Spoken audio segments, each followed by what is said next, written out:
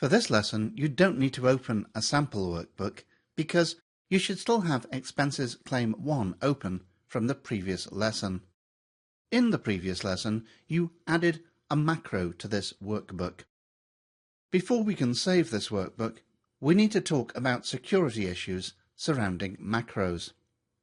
Macros are a wonderful Excel feature, but they can also be dangerous. It's possible to record a macro that can damage your computer in many ways.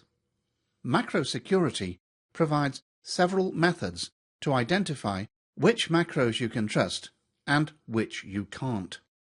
Whenever you open a workbook that contains macros, you'll see this security warning.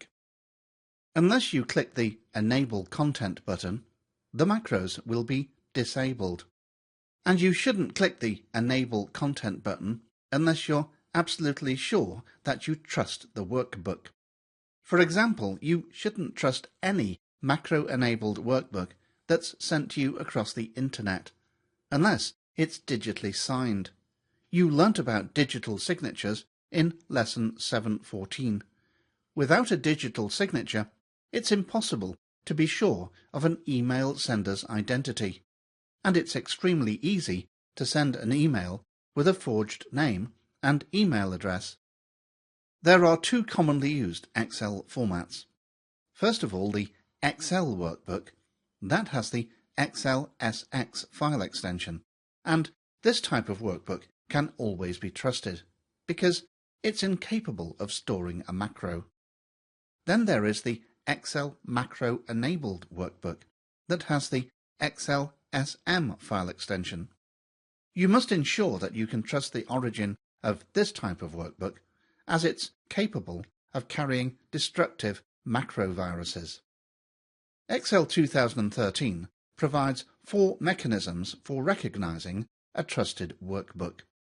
The first is that you can make your workbook into a trusted document, and when a workbook becomes a trusted document, you'll no longer receive the warning you see here when opening it. Lesson 914 covers trusted documents in depth, and this is probably the easiest and best way to manage macro security. The second way to trust a macro-enabled workbook is to place it into a trusted folder. Excel allows you to designate a folder as a trusted location. You're then able to open macro-enabled workbooks that are saved to this location without warnings or restrictions. You're going to learn about trusted folders in Lesson 913.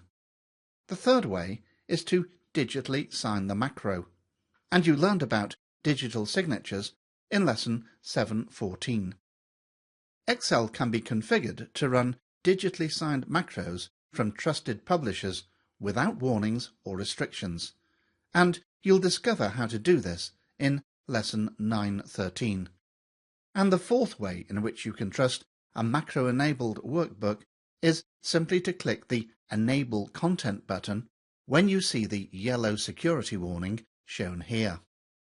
We're now going to save the Expenses Claim 1 workbook that you recorded in the previous lesson, and of course you added a macro to this workbook.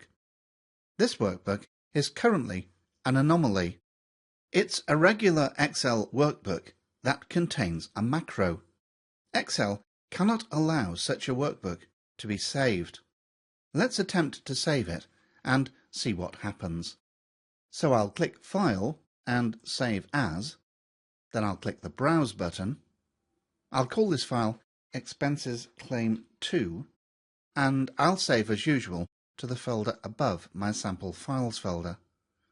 But when I click Save, Excel warns me, in its own rather cryptic way, that I cannot save this workbook as a regular Excel workbook.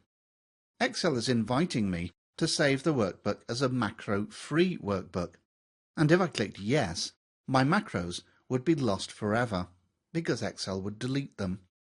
So I'm going to click No, and when I click No, I'm given the option to try again, but of course I'll need to save this file as a different type.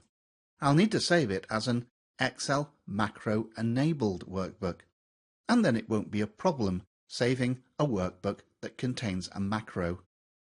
I click the Save button, and you've now completed Lesson 9.12, Understand Macro Security.